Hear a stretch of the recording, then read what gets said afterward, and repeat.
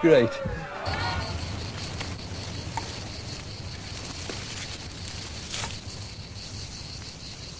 This man is Bert Figgis, Private Bert Figgis of the Royal Rutland Fusiliers. He has been in hiding for 29 years.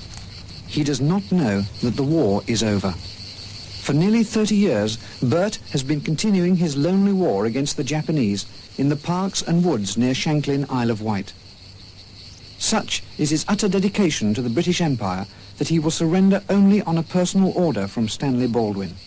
Towards the end of the war, the Royal Rutland Fusiliers were sent on a special endurance exercise from here near Newport, Isle of Wight, with strict instructions never to return till they saw a special signal. With D-Day and subsequent exciting filming, that signal was never given, and the Royal Rutland Fusiliers were never seen again.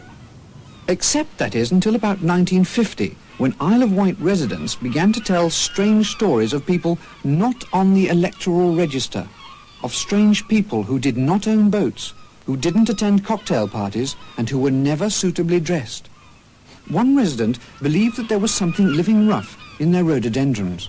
We suspected, of course, at first that we were suffering from hippies. So what did you do? Well, we put flamethrowers in, and my husband laid rat poison. What happened? Well, I'm afraid we lost most of the rhododendrons and nearly all of the petunias. Frightful pity. What about the strangers? Oh, well, we got a couple of dead ones, and the local rat man said they were Rutlands, and I think in the end we got about £10 each for them, which was frightfully handy. From whom? From the army. They were, of course, frightfully glad to see the back of them, you see, owing them all that back pay. Then we found another one, but my husband used him as compost. We put him on the roses. Frightfully good for them. In 1959, a Mr. Roy Bolting of no relation Villas Elstree took some unique footage of a Rutland foot patrol on the ornamental golf course near Ventnor. These are some films we took last summer. Oh, there's Ted.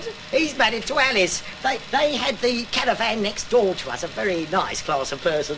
Yes, they send us a card every Christmas. Yes, they're always on the golf links every day, couldn't keep them off it. Oh, that's Alice. She scored a hole in one then, yes. The Fusiliers kept rigidly to their encampments, reading the Bible and Biggles to keep up their morale. Food was scarce and a problem, except during the tourist season. 137 big whipsies, please. 45 with chocolate. Occasionally they'd eat out on captured Barclaycards, here at the Cosy Nook Cafe, amidst charming oldie-worldy surroundings. But mainly they stuck to their self-appointed task of broadcasting anti-Japanese propaganda from the gardens of suburban guest houses. Japanese! Pearl Harbor! Japanese! So they maintained their lonely life. What was it that kept them going all those years? Discipline, idealism, and stupidity. They were always rather a dim regiment, even by British Army standards. From 1954, remnants of the Royal Rutlands, the old Impossibles, started to limp out of the ornamental gardens in dribs and drabs, surrendering to the local constabulary. No, clear on.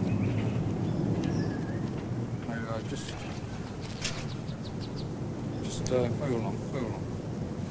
Well, he kept insisting on seeing the senior Japanese officer. So I left him with the wife while I nipped down the local Chinese restaurant to see if I could borrow an Oriental waiter for him to surrender to. I returned with Mr. Fong just in time to prevent him committing hara-kiri all over the living room carpet, which was new at the time and had a fine, hard-wearing acrylan base, reasonably resistant to most types of household spillage, but not manufactured to withstand a thorough soaking of bloody entrails. Unlike the bathroom carpet, which is washable and water-resistant with a nylon underlay, or even the kitchen carpet, which is a hard-wearing combination of non-natural fabrics interwoven with finest real merino wool fibres. Yes, quite. What happened? Well, the kitchen carpet lasted about 10 years before we had to... What happened to the soldier? Oh, I don't know. All through the 60s, Rutland Fusiliers trickled out of the copses to surrender. 18 surrendered personally to Bob Dylan during the Isle of Wight Pop Festival. But some, like Bert Figgis, refused to believe the war was over and continued to send back highly useful information about Japanese tourist movements. Bert is probably the last of the fugitive Fusiliers. Their numbers have dwindled with no hope of replacement since Annie the Naffy girl ran off with a Lance Corporal to form a commune near Wigan. To the visitors, he's a hero, typical of the indomitable British working-class spirit which has allowed them to be happily exploited for centuries. To the locals, he's just another part of the scenery. We leave biscuits out for him in the winter. But to Bert, he is the last of the Empire, watching, waiting, and hoping one day to liberate Ryde. So he continues his lonely war against the Yellow Peril, unaware that the fight has been over for 30 years, that the Emperor has had tea with the Queen, or that the Isle of Wight now has a Liberal MP. Another soldier who continues the fight, this time in Germany, is Major Sir Oliver Kane Gore Hamlin.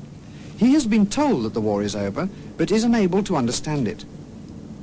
The war is over, Major. What? The war is finished, sir. Don't understand. The war is over, Major. Oh, sorry, I don't get that. It's the end of the hostilities, sir. What? We're not fighting Germans anymore, sir. I don't understand. England, Germany, friends. No, I'm sorry, I don't understand this. No, the war is over. Over. No, I don't understand that at all. It's the completion of the whole thing, sir. There is no more war. Could you say that again? He's also unable to understand quite simple sums or read joined-up writing, and he's being used by the army as a minesweeper.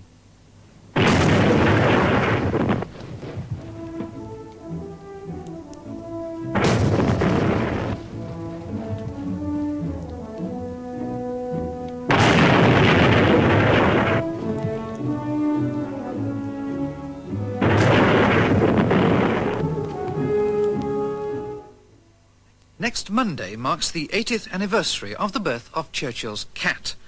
Rutland Weekend will be celebrating this event with a 4-hour dramatisation of the cat's life, with Sir Laurence Olivier playing the vet and Arthur Askey as Puss. There's also an exhibition of Churchill's cat litters at the Victoria and Albert Museum, and you can buy a memorial medallion with a picture of Churchill and a little pussycat. On Tuesday at 10:30 you can see It's the Churchills Again. This non-award-winning 192-part drama series continues with Lulu as Rita McChurchill, the little-known aunt of Fred Churchill, who was to grow up to be not a relation of any of the famous ones. Thursday night on RWT means, of course, Top of the Pops.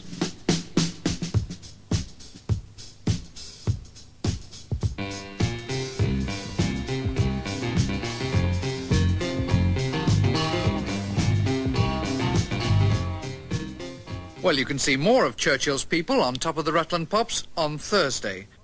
Just some of the things you can look forward to on Rutland Weekend.